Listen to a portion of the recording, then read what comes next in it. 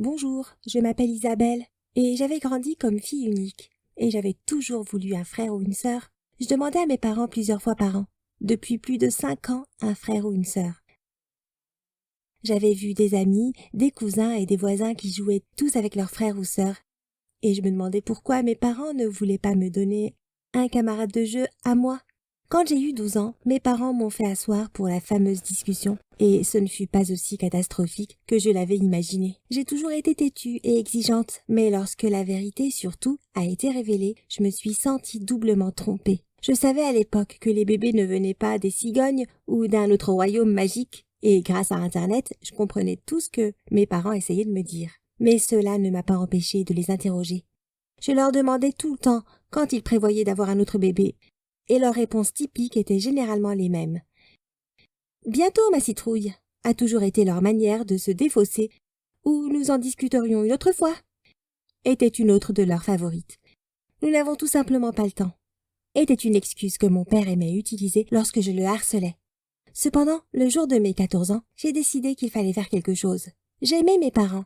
J'aimais qu'on me serve des repas et parfois je comprenais que j'étais gâtée. Cependant, je voulais un frère ou une sœur avec qui partager des secrets, en prendre soin et profiter de tout ce que les autres semblaient apprécier.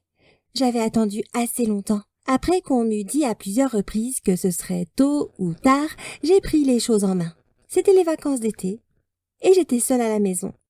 Papa travaillait dans son bureau de comptable à l'autre bout de la ville et maman montrait des listes de biens immobiliers à ses clients dans une banlieue voisine. Je me suis faufilée dans la chambre de mes parents et j'ai commencé à regarder autour de moi, à vérifier les tiroirs de la commode, les tables de chevet, les paniers de placard et les boîtes à secrets cachées sous le lit. Je n'ai pas trouvé ce que je cherchais et je suis allée aux toilettes, en cherchant frénétiquement l'emballage carré métallique.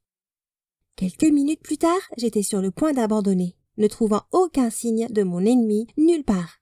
Aurais-je pu me tromper?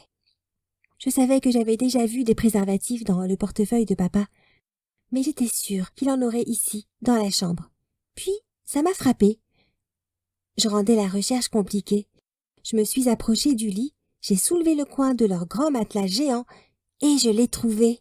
Il y avait là, disposé en travers du cadre, une ribambelle de préservatifs. Je n'ai pas réfléchi à 2 fois. N'ai pas hésité, jetant un bref coup d'œil à la fenêtre et par-dessus mon épaule avant de sortir le poinçon que j'avais dans ma poche. J'ai martelé l'emballage en faisant des trous, au moins 2 dans chaque préservatif, avant de les remettre sous le matelas et de la baisser. J'ai jeté un nouveau coup d'œil dans la pièce avant de courir vers la mienne, fermant la porte avec un sourire satisfait. Enfin le travail pourrait commencer, et je pourrais bientôt avoir un petit frère ou une petite sœur en route. Il y a eu un silence pendant des semaines. Aucun des 2 ne mentionnait quoi que ce soit qui sorte de l'ordinaire. Ils agissaient normalement, évitant mes questions sur les frères et sœurs, qui, à leur grande âme, devenaient plus fréquentes. Nous sommes allés en vacances à la maison du lac de mes grands-parents, dans le nord, et toujours rien.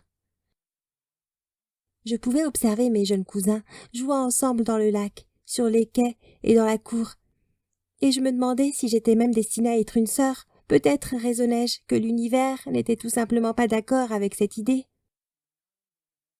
C'est alors que ma mère nous a tous réunis pour faire une annonce.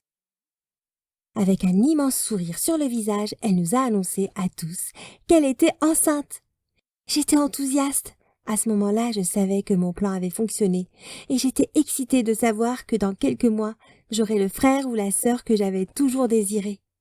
Plusieurs mois plus tard, la préparation ayant suivi son cours, le moment est arrivé. Nous étions de retour à l'hôpital, attendant dans la même salle d'attente, quand une infirmière est sortie, toujours en blouse verte, le sourire aux lèvres. « Félicitations, monsieur » a-t-elle dit avec un signe de tête. « Un petit garçon aux yeux bleus et en bonne santé. » J'ai entendu la joie de mon père lorsqu'il s'est penché sur moi et m'a prise dans ses bras, me serrant très fort.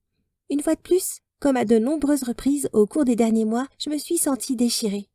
Était-ce de la culpabilité ou du bonheur? Je n'étais pas sûre, mais je savais que, quoi qu'il en soit, il était là. Mon nouveau petit frère, qui pesait 3 kilos, était là et il n'y avait pas de retour possible. J'aimais vraiment mon adorable petit frère qui se tortillait et riait, et rien ne pouvait changer cela. Depuis le moment où il m'a vue, jusqu'à ce moment précis, 12 ans plus tard, il ne s'est senti que protégé. Je ne l'ai jamais dit à mes parents. Je n'ai jamais admis mon implication et grâce à mon obstination, nous avons eu la chance d'avoir l'enfant le plus heureux de la planète. Peut-être qu'un jour, avant qu'il ne soit trop tard, j'admettrai mon rôle.